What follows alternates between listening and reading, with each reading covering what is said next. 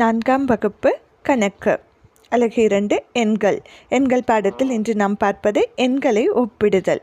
நம்ம ஏற்கனவே ஏறுவரிசை பார்த்துருக்கோம். ஏறுவரிசைனா என்ன? மிகச்சிறிய எண்ணிலிருந்து மிகப்பெரிய எண்கள் வரை வரிசைப்படுத்தி எழுதி கொண்டு வருவதைத்தான் நம்ம என்னன்னு சொல்கிறோம், ஏறுவரிசை அப்படின்னு சொல்கிறோம்.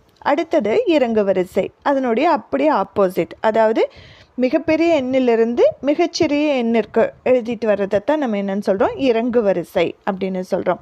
அதைத்தான் என்ன சொல்கிறாங்கன்னா, ஏறு வரிசையின் தலைகீழ் தான் இறங்கு வரிசை. பயிற்சி 2.4 உள்ள கணக்குகளை பார்ப்போம். பின்வரும் எண்களை ஏறுவரிசையில் எழுதுக. முதல் கணக்கு பாருங்க, என்னென்ன எண்கள் இருக்கிறது? 7631, 9987, 7634, 5436, 8918. அப்போ ஏறுவரிசைனா என்ன செய்யணும்? நம்ம சிறிய எண்கள்லேருந்து பெரிய எண்ணிற்கு செல்ல வேண்டும். இதில் இருக்கிறதுலையே சிறிய எண் எது? 5436. அதை முதலில் எழுதுவோம். அடுத்து எந்த எண் வரும்? 7631. அதற்கு அடுத்த எண் 7634. அடுத்ததாக 8918. அடுத்து 9987. அடுத்து இரண்டாவது கணக்கு பாருங்கள். எப்போவுமே நீங்கள் கணக்கில் இருக்கிற எண்களை ஒரு முறை படிச்சிட்டிங்கன்னா ஈஸியாக பெரிய எண் சிறிய எண் நம்மளால் கண்டுபிடிச்சி எழுத முடியும். எண்கள் பாருங்கள், 4096, அடுத்து 3096, 3099, 2473, 3172. அப்போ ஏறுவரிசை சிறிய எண்ணிலிருந்து பெரிய எண்ணிற்கு செல்ல வேண்டும். இருக்கிறதுலையே சிறிய எண் எது? சரிதான், 2473. அதற்கு அடுத்த எண் எது? 3096. அடுத்ததாக 3099, அடுத்து 3172, அடுத்து 4096. மூன்றாவது கணக்கு பாருங்கள், 5201, 5627, 4325, 9999, 9801. ஏறுவரிசை சிறிய எண்ணிலிருந்து பெரிய எண்ணிற்கு எழுத வேண்டும். சிறிய எண் எது? 4325. அதை முதலில் எழுதுவோம். அடுத்த எண் 5201. அதற்கடுத்தது 5627. அடுத்ததாக 9801. அடுத்து 9999. அடுத்த கணக்கு, பின்வரும் எண்களை இறங்கு வரிசையில் எழுதுக. அதாவது ஏறு வரிசைனா சிறிய எண்ணிலிருந்து பெரிய எண்ணிற்கு செல்வோம். அதனுடைய தலைகீழ் தான் இறங்கு வரிசை. அதாவது இருக்கக்கூடிய எண்களிலே பெரிய எண்களிலிருந்து சிறிய எண்ணிற்கு நோக்கி எழுதி கொண்டு வருவது தான் இறங்கு வரிசை. முதல் கணக்கு பாருங்கள், 3435, 3670, 139, 3267, 6544. அப்போ இதில் இருக்கக்கூடிய எண்களே பெரிய எண் எதுன்னு பார்க்கணும். எது? 6544. அதற்கடுத்து சிறிய எண் 3670. அடுத்ததாக 3435. அடுத்து 3267. அடுத்த எண் 139.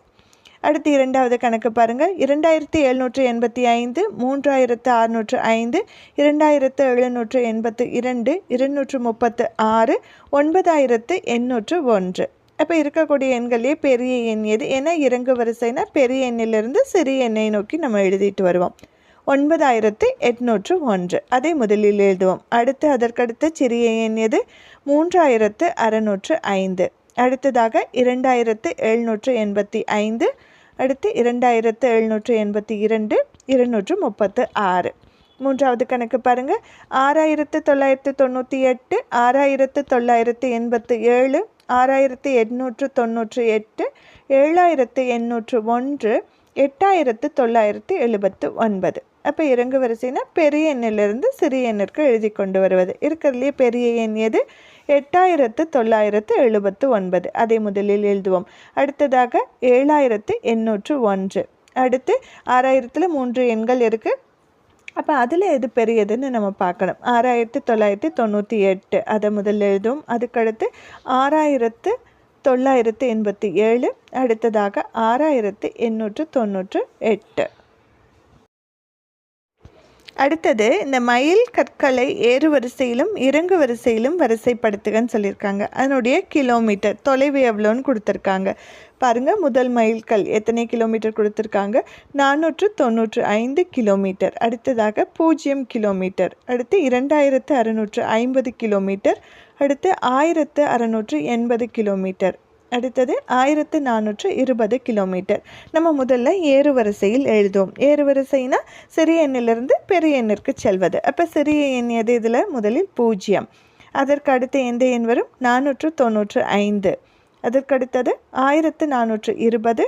அடுத்து 1680. அடுத்ததாக 2650. அடுத்து நம்ம எழுதக்கூடிய வரிசை இறங்கு வரிசை. அதாவது இந்த ஏறு வரிசையினுடைய தலைக்கீழ் தான் இறங்கு வரிசை. நீங்கள் அதை கடைசியிலேருந்து எழுதிட்டு வந்தீங்கன்னா சரியாக வரும். அல்லது பெரிய எண்ணிலிருந்து சிறிய எண்ணிற்கு. அப்போ பெரிய எண் எது? 2650. அதற்கடுத்து சிறியது 1680. அடுத்து 1420. அடுத்தது 495. கடைசியாக 0. அடுத்து உங்களுக்கான செயல்பாடு, உனது பள்ளியில் உள்ள மொத்த மாணவர்களின் எண்ணிக்கையை வகுப்பு வாரியாக எழுதுக. அதை ஏறு வரிசையிலும் இறங்கு வரிசையிலும் எழுதுகன்னு சொல்லியிருக்காங்க. அப்போ உங்கள் பள்ளியில் 5 வகுப்புகள் அப்படின்னா 5 வகுப்புலேயும் உள்ள மாணவர்களை வரிசையாக எழுதிக்கோங்க. இல்லை 8ஆம் வகுப்பு வரை, இல்லை 10ஆம் வகுப்பு வரைனா அந்த வகுப்பு வாரியாக உள்ள மாணவர்களின் எண்ணிக்கையை முதலில் எழுதுங்கள். அதற்கு அடுத்து அதனை ஏறு வரிசையிலும் இறங்கு வரிசையிலும் எழுதுங்கள். அடுத்த செயல்பாடு பார்த்திங்கன்னா, இங்கே அட்டவணை கொடுத்துருக்காங்க. அதாவது சென்னையில் தொடங்குகிறோம், அங்கேருந்து ஒரு குறிப்பிட்ட இடங்களுக்கு செல்கிறோம். அதற்கு இடையான தூரத்தை கொடுத்துருக்காங்க. அதை பொறுத்து சில கேள்விகள், வினாக்கள் கேட்டிருக்காங்க. அந்த வினாக்களுக்கு நாம் சரியான விடைகளை அளிப்போம் இந்த அட்டவணையை பயன்படுத்தி. அட்டவணையை பார்த்து பின்வரும் வினாக்களுக்கு விடையளி. முதல் வினா பாருங்கள். தொலைவினை பொறுத்து கொடுக்கப்பட்டுள்ள இடங்களை ஏறு வரிசையில் எழுதுகன்னு சொல்லியிருக்காங்க. அதாவது இடங்களை ஏறு வரிசையில் எழுதுங்கன்னு இருக்காங்க. ஏறு வரிசைன்னு என்னது? குறைந்த எண்ணிலிருந்து பெரிய எண்ணிற்கு செல்வது, சிறிய எண்ணிலிருந்து பெரிய எண்ணிற்கு செல்வது. அப்போ இதில் சிறியது அப்படின்னு பார்த்திங்கன்னா எது வரும்? 132 கிலோமீட்டர். எந்த இடம்னா பாண்டிச்சேரி. அதற்கு அடுத்த இடம் எது வரும்? ஹைதராபாத்.